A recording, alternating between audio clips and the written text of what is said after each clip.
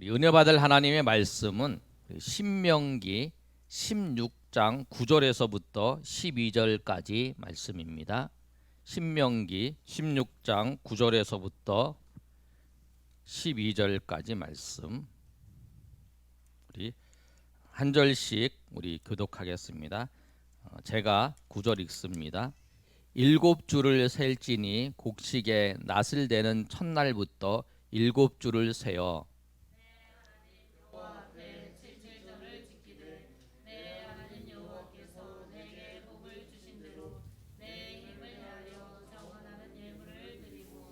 너와 내 자녀와 노비와 내 성중에 있는 레위인과 및 너희 중에 있는 객과 고아와 과부와 함께 내 하나님 여호와께서 자기의 이름을 두시려고 택하신 곳에서 내 하나님 여호와 앞에서 즐거워할지니라.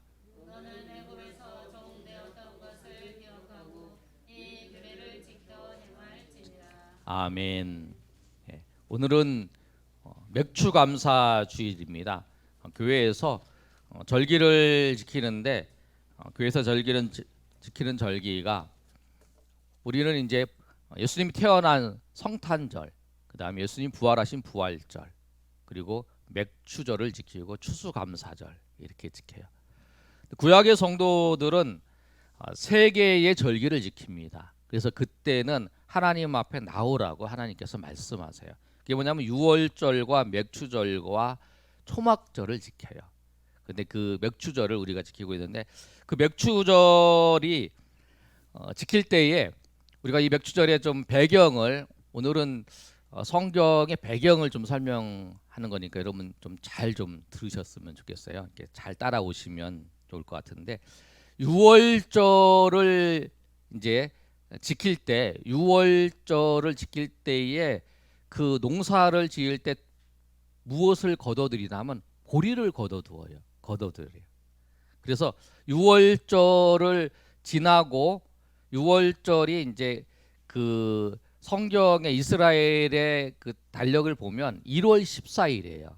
1월 14일이 유월절이고 음력으로 하는 거죠. 1월 15일부터 무교절을 지켜요. 그런데 무교절을 지킬 때에 무교절을 일주일간을 지켜요. 그런데 그 사이에 무슨 일이 있냐면 안식일이 지나고 첫 번째 되는 날, 그날을 초실절로 지켜요. 그래서 초실절이 뭐냐면 보리가 수확이 되는 거예요.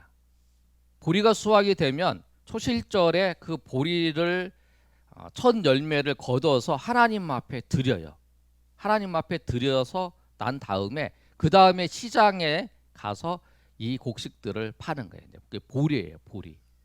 그래서 그런데 성경에 보면 예수님께서 초실절에 부활의 첫 열매가 되셨다라고 하는 말씀을 우리가 듣잖아요. 그런데 부활의 첫 열매는 그 유월절이 지나고 안식 후 첫날, 그게 이제 초실절인데 그때 예수님이 부활하신 거예요. 그래서 이스라엘 백성들은 또 유대적 배경이 있는 사람들은 예수님께서 부활의 첫 열매가 되셨다 그러면 맞아, 예수님께서 초실절에 그 첫 열매가 되신 것처럼 예수님께서 부활의 첫 열매가 되셨다고 하는 그 말씀이 잘 이해가 돼요. 그래서 여러분이 부활의 첫 열매가 되셨다라고 하는 것은 초실절에 예수님께서 부활하신 거를 생각하시면 돼요. 그런데 이 초실절이 지나고 난 다음에 50일이 지내요. 49일이 돼서 이제 50일이 되는 날이 이제 맥추절이에요. 근데 맥추절은 이 가나안 땅에 농사를 지을 때 그 곡식이 두 개가 있어요. 우리는 쌀하고 보리잖아요. 그런데 여기 가나안 땅에는 보리하고 밀이에요. 근데 보리는 아까 말씀드린 것처럼 6월절 위에 초실절 그때 이제 그 보리를 첫 수확을 하는데 이 맥추절에는 무엇을 수확하냐면 밀을 수확을 해요. 그래서 밀을 거둬들이고 그것을 이제 하나님 앞에 드리는 그 날이 이제 맥추절이에요. 그런데 여러분 그 가나안에 7 그 과일이 있어요. 그 곡식이 있는데 두 개가 밀과 보리고 그 5개의 과일이 여러분 우리가 잘 아는 것처럼 무화과, 포도, 그 다음에 감람나무, 그 다음에 석류, 그 다음에 대추, 야자, 꿀 이렇게 5가지의 이제 여름 과일이 있어요. 그래서 여름 과일 5개와 곡식 이제 보리와 밀이 이제 주로 해요. 그래서 여러분 이제 우리가 찬양을 하면 그 하박국의 찬양을 들으면 이제 그렇게 찬양하고 있어요. 무화과 나무 잎이 마르고 포도 열매가 없으며 감람나무 열매 그치고 논밭에 식물이 없어도 우리의 양떼가 없으며 외양간 송아지 없어도 난 여호와로 즐거워하리 난 여호와로 즐거워하리 난 구원의 하나님으로 인해 기뻐하리라 이렇게 찬양하잖아요. 그리고 거기 보면 무화과 나무 잎이 마르고 포도, 감람나무 그 3가지가 그 5가지 열매 중에서 이제 석류하고 대추, 야자, 꿀 그걸 빼고 그게 이제 가장 많이 있는 거예요. 근데 그것이 없어도 그 논밭에 식물이 없어 논밭이라는 건 우리 표현이지만 거기에 이제 밀과 보리가 없어도 그 다음에 소와 외양간에 아무것도 없어도 내가 하나님으로 인하여 즐거워하겠다. 내가 하나님을 기뻐하겠다. 내가 아무것도 없어도 내가 하나님으로 인하여 기뻐하며 감사한다 라고 하는 것이 하박국의 찬양이에요. 근데 우리가 제가 항상 말씀드리는 게 그거예요. 우리는 아무것도 없어도 기뻐하면서 찬양할 수 있어요. 왜? 하나님이 계시기 때문에. 그리고 하나님이 계시기 때문뿐만 아니라 하나님이 나를 구원하시기 때문에, 구원하셨기 때문에, 하나님이 나를 구원하셨기 때문에 그 구원의 감격으로, 그 구원의 기쁨으로 하나님을 찬양하고 하나님 앞에 나아갈 수 있다라는 거예요. 그 하박국은 그거를 찬양하는 거예요. 그 바벨론에 의해서 나라가 완전히 쳐들어와서 완전히 피폐하게 되고 생활터전이 완전히 없어지는 거예요. 먹을 것도 없는 거예요. 무화과 나무 잎이 마르니까, 감람나무 열매 없고 포도나무 열매 없으니까 먹을 것이 없어요. 그 다음에 논밭에도 식물이 없고 외양간도 없고 아무것도 없지만 내가 기뻐할 수 있다. 왜? 주님이 이것이 내 인생의 끝이 아니라는 거죠. 하나님이 계시기 때문에, 구원의 하나님이 계시기 때문에 그 구원의 하나님이 우리를 인도하실 거라고 하는 것을 보면서 찬양하고 감사하는 거죠.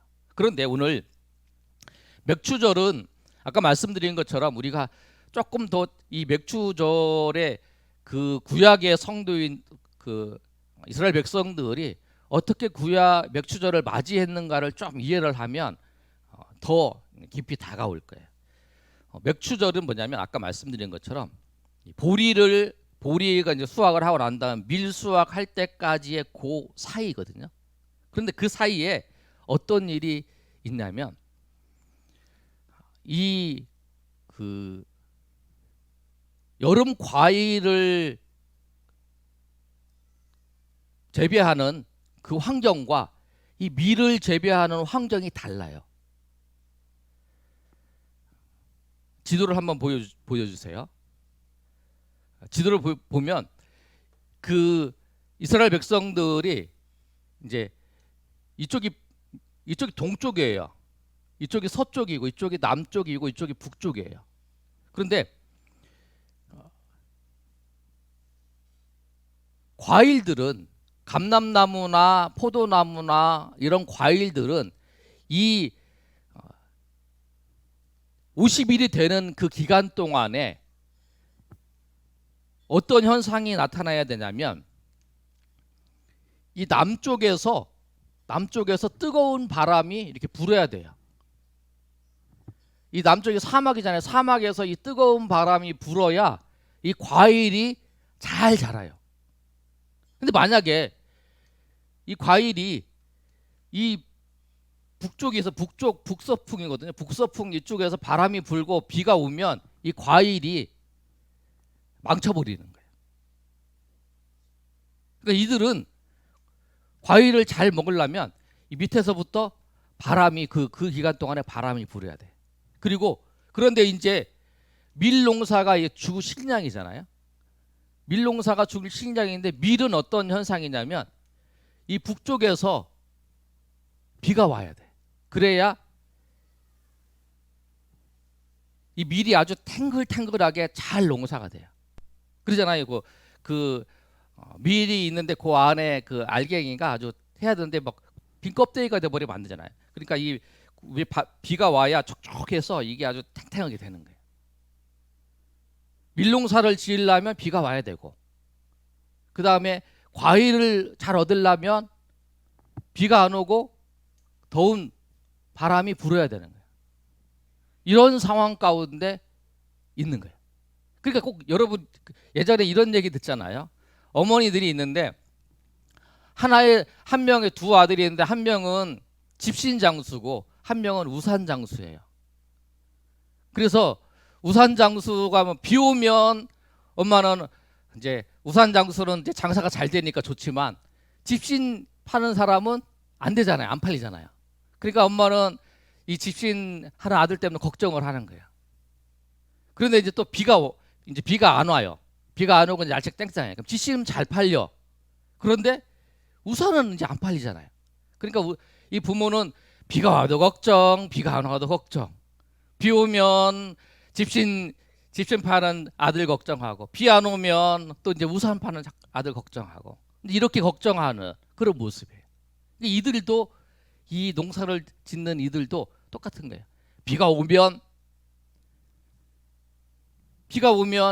과일 농사가 안 되고, 비가 안 오면 그렇게 되는 거예요. 이런 상황 가운데 놓여져 있는 거예요.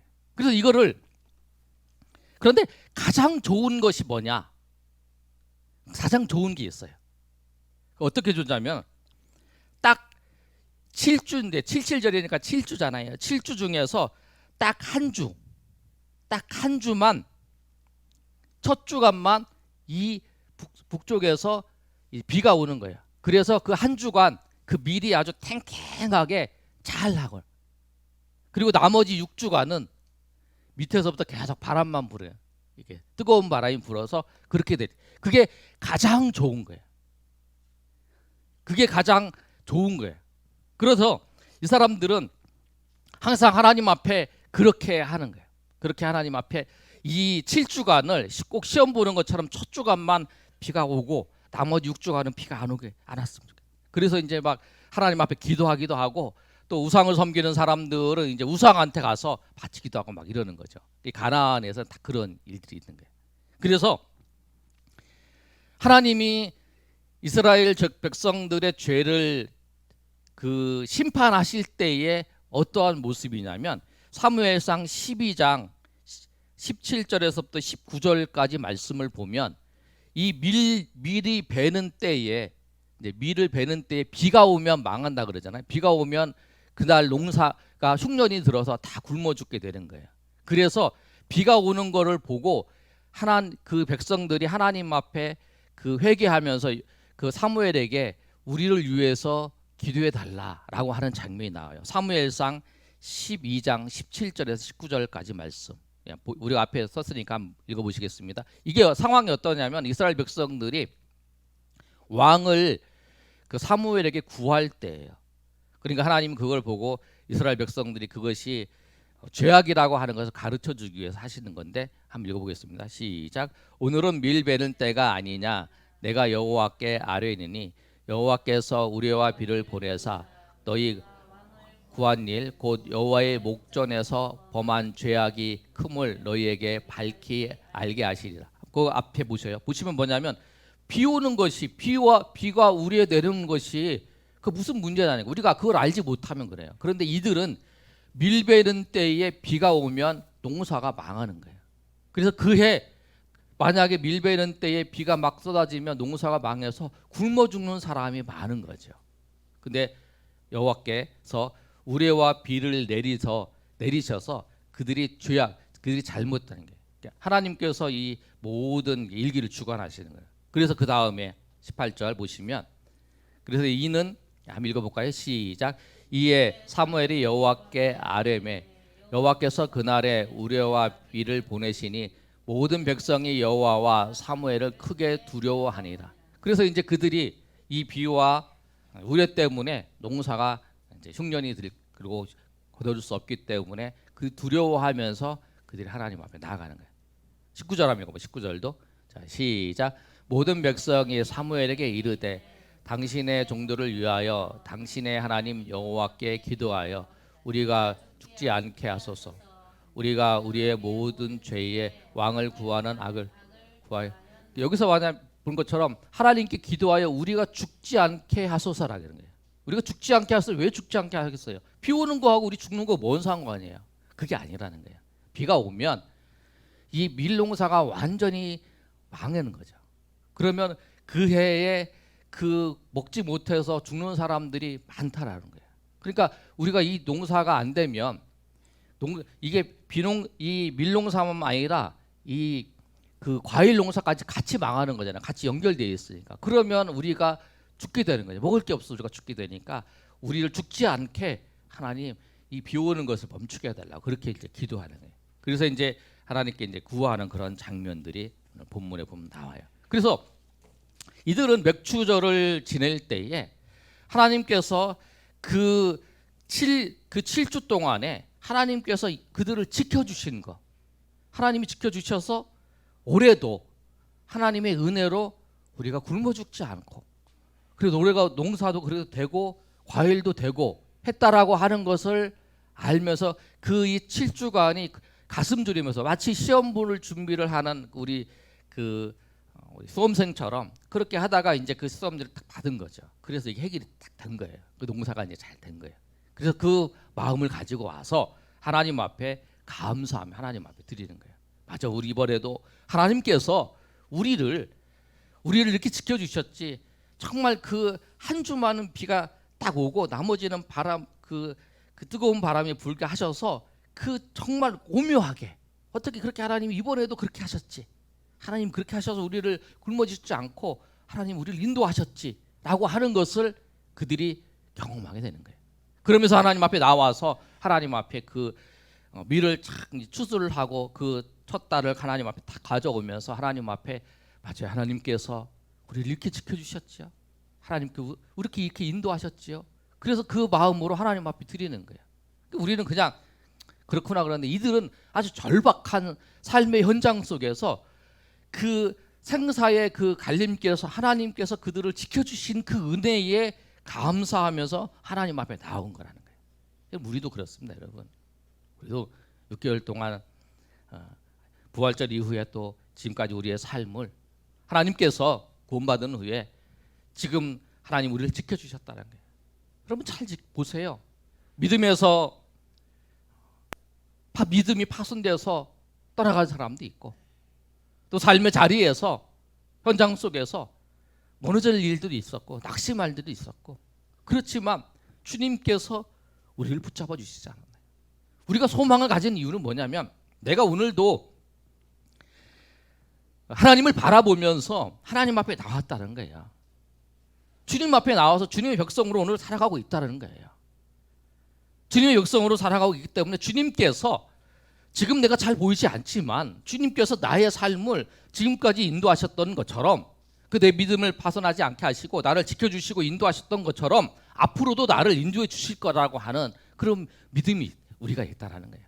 그래서 우리가 삶을 지켜보면서 지나간 그 6개월을 쭉 보면서 하나님 앞에 감사하는 그 내용들이 풍성해졌을 거예요. 여러분 제가 감사의 이 설교를 지금 오늘 3주째 하잖아요.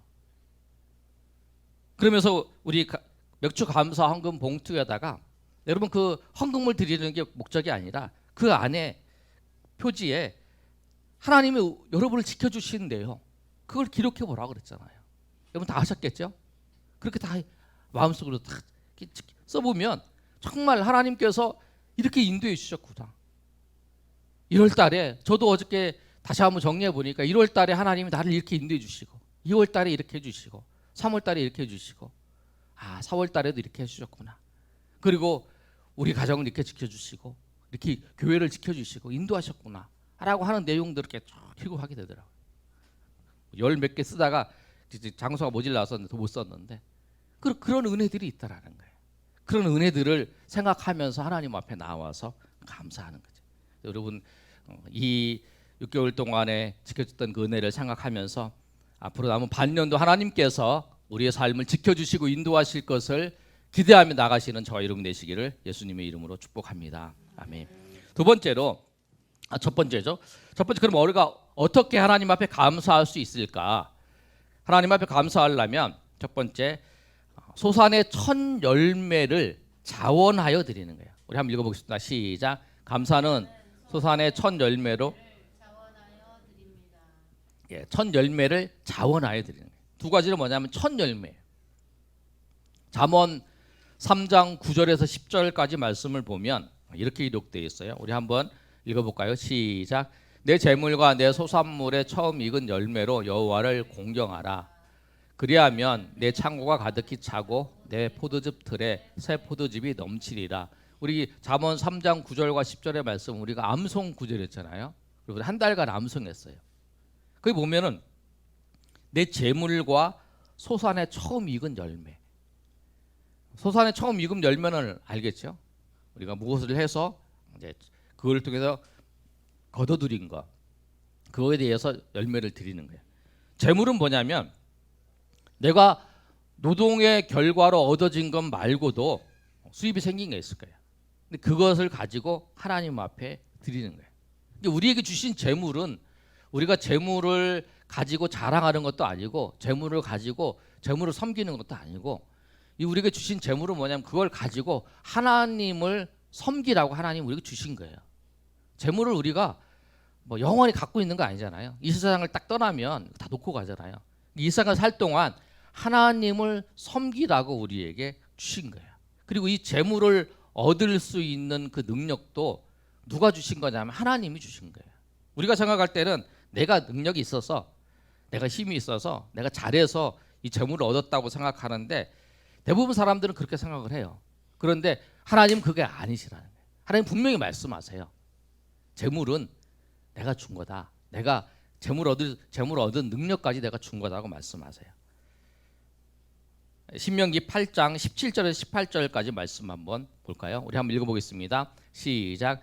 그러나 내가 마음에 이르기를 내 능력과 내 손의 힘으로 내가 이 재물을 얻었다 말할 것이라. 잠깐 그 앞에 그 구절 보세요. 이건 뭐냐면 그 모세가 이스라엘 백성들에게 말하는 거예요. 내가 너네들이 이제 모세가 설명하는 너네들이 생각할 때에 네 능력과 네 손으로 이 재물을 얻었다고 생각할 것이다. 그렇게 말할 것이라는 거예요. 우리가 생각할 때 보통 다 그러잖아요. 내가 능력이 좋아서, 내가 운이 좋아서, 내가 힘이 있어서 그래서 내가 이 재물을 얻었다. 대부분 사람들은 다 그렇게 얘기를 해요.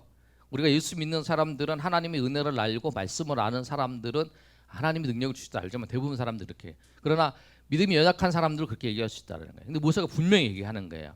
네가 생각할 때에 네 능력과 네 손으로 재물을 얻었다고 말할 것인데 그런데 18절에 보면 분명히 말씀하고 있어요. 한번 읽어볼까요? 시작. 내 하나님 여호와를 기억하라. 그가 내게 재물 얻을 능력을 주셨습니다. 이같이 하심은 내 조상들에게 맹세하신 언약을 오늘과 같이 이루려 하심이라. 그게 뭐냐면 재물을 얻는 것도 재물을 얻을 능력도 누가 주냐면 하나님이 주신다는 거예요. 하나님이 능력을 재물 얻을 능력까지 주신다고 하는 거예요. 그래서 우리가 내심으로 재물을 얻는 것 같지만 이 능력을 주신 분도 하나님이시고 또 내가 있는 그 재물을 가지고 그 수익을 얻은 것도 다 뭐냐면 하나님이 다 이걸 얻게 하셔서 그래서 하나님이 하신 거라는 거예요. 그래서 하나님께서 우리의 삶에 하나하나 간섭하시고 역사하시지 않은 게 없다라는 거예요. 근데 그거를 알면 자원해서 감사하는 마음으로 자원해서 드린다는 거예요. 그래서 오늘 본문의 말씀을 보면 9절에 보면 이렇게 말씀하고 있죠. 7절을 셀지니 곡식의 낫을 대는 첫날부터 7주를 세워. 곡식의 낫을 대는 첫날이 뭐냐면 이제 아까 보리를 뱄던 그 날부터죠. 7제를 세어 그 다음에 10절에 보면 한번 읽어볼까요? 시작. 내 하나님 여호와 앞에 7절을 지키되 내 하나님 여호와께서 내게 복을 주신 대로 내 힘을 헤아려 자원하는 예물을 드리고. 아멘. 그래서 하나님이 지켜주시고 하나님이 이 모든 것을 주신 것을 알기 때문에 그래서 감사해서 하나님 앞에 자원하는 마음으로 드리는 거예요. 내 힘을 헤아려서 자원하는 마음으로 주신 복대로 자원하는 마음으로 드리는 거예요. 예물을 드릴 때 가장 중요한 건 뭐냐면 자원하는 마음이에요. 자원하는 마음으로 드리는 거예요.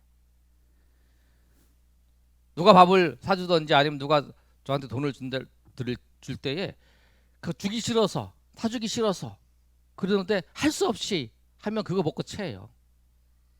자원하는 마음으로, 기쁜 마음으로. 하나님 앞에 여러분도 그 예물을 드리고 하나님 앞에 헌금할 때도 자원하는 마음으로, 기쁜 마음으로, 하나님이 의무가 아니라 하나님이 우리에게 베풀어 주신 그 은혜를 따라서 우리가 자원하는 마음으로, 감사하는 마음으로 드리는 거예요. 시편 51편 12절의 말씀에도 그러는 거예요. 주의 구원의 즐거움을 내게 회복시켜 주시고 자원하는 심령을 주사 나를 붙드사. 우리가 예배를 드리는 거, 또 하나님 앞에 헌금하고 하나님 봉사하는 모든 것이 뭐냐면 자원하는 마음으로 하는 거예요. 하나님 앞에 자원하는 마음으로. 왜? 나를 구원해 주신 그 은혜에 감사하고 자원하는 마음으로. 여러분, 누가 오늘 교회 나오라고 누구 막 교회 나오라고 끌고 온 사람 없잖아요. 여러분 집에 가서 막 누가 막 때리면서도 교회 가서 예배 드려야 돼 이렇게 한 사람 없잖아요. 오히려 그런 보도를 하잖아요. 그냥 사람 많은데 가면은 코로나 걸리니 가지 말라. 그렇게 얘기를 하잖아요. 사람들은. 그런데 우리가 자원하는 마음이잖아요. 내가 구원받았고 하나님의 백성이고 하나님의 백성은 하나님 앞에 나와서 예배하고 하나님을 섬겨야 된다라고 하는 그 자원하는 마음을 가지고 그런 얘기를 다 듣지만 그런 염려도 있지만 자원하는 마음을 가지고 기쁜 마음으로 하나님 앞에 나와서 예배하는 거잖아요. 우리의 모든 걸면 자원하는 마음이에요. 예배든지 봉사든지 모든 것이 다 하나님 앞에 자원하는 마음으로 기쁜 마음으로 하나님 앞에 나와서 하나님을 섬기고 하나님을 봉사하고 하나님 앞에 하는 모든 것을 하나님이 받으시는 거라는 거예요. 우리가 자원하는 마음으로 우리 하나님 앞에 드리길 바랍니다. 고린도후서 9장 7절에도 각각 그 마음에 정한 대로 할 것이니 억지로 하지 말지니 하나님은 즐겨내는 자를 사랑하신다. 이렇게 말씀하고 있어요.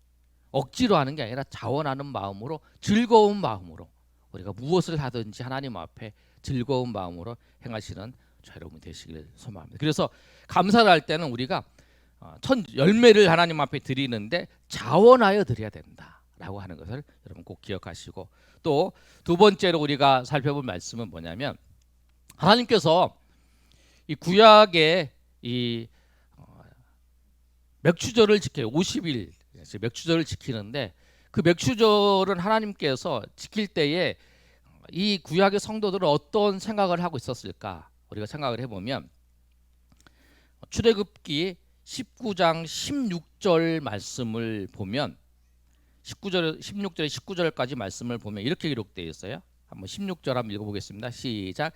셋째 날에 아침에 우레와 번개와 빽빽한 구름이 산 위에 있고 나팔 소리가 진중에 있는 모든 백성이 다 떨더라. 모세가 하나님을 맞으려고 백성을 거느리고 진에서 나오 그들이 산 기슭에 서 있는데 시내산에 연기가 자욱하니 여호와께서 불 가운데서 거기 강림하십니다. 아멘. 하나님께서 강림하시는 그 장면이 나와요. 우리 그림 두 번째 우리 그림 한번 보여주세요.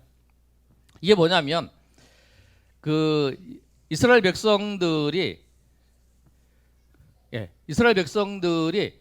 이제 그 출애굽을 해서 출애굽이 이제 1월 14일 날 6월절이고 6월절 다음 날에 애굽에서 이제 나오잖아요. 나와서 이스라엘 자손이 애굽을 떠난 지 3개월이 되던 날에 그들이 시내산에 이르러요. 그러니까 3개월이 되는 날에 시내산에 이르렀어요. 1월 15일 날 떠나서 그 다음에 3월 1일이 된 거예요. 3월 1일이 돼서 그래서 1월 15일 날 떠나서 3월 1일이 됐어요. 그럼 얼마 되냐면 45일이 된 거죠. 45일이 되는데 그 후에 하나님께서 뭐라고 말씀하면 셋째 날을 기다려라. 그래서 셋째 날에 온 백성이 시내산에 그 여호와께서 강림하실 거라고 해서 셋째 날을 준비를 하는 거예요. 그래서 46일 더하기 3일 그래서 49일이에요. 그러니까 77절을 지킬 때에 뭐라고 하냐면 50일이 되는 날에 이제 그 하나님이 강림하시잖아요. 하나님이 그래서 오늘 이제 사흘째 되는 날 합쳐서 이제 그날에 이제 49일이 지난 날 50일에 강림을 하세요. 하나님께서 시내산에 강림을 하신 거예요.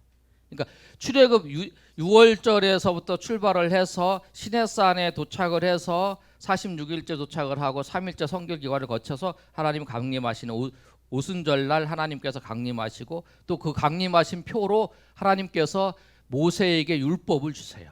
그래서 이스라엘 백성들은 이 77절을 지키면서 맞아, 우리 과거에 6월절을 통해서 하나님께서 시내산에서 말씀을 주셨다라고, 그리고 지금 그 하나님께서 우리 하나님 백성을 삼으셨을 뿐만 아니라 지금 우리가 살아가는 데 있어서도 이 농사를 짓는데 하나님께서 도와주신다고 하는 것을 생각하고 있는 거예요. 그리고 또 하나,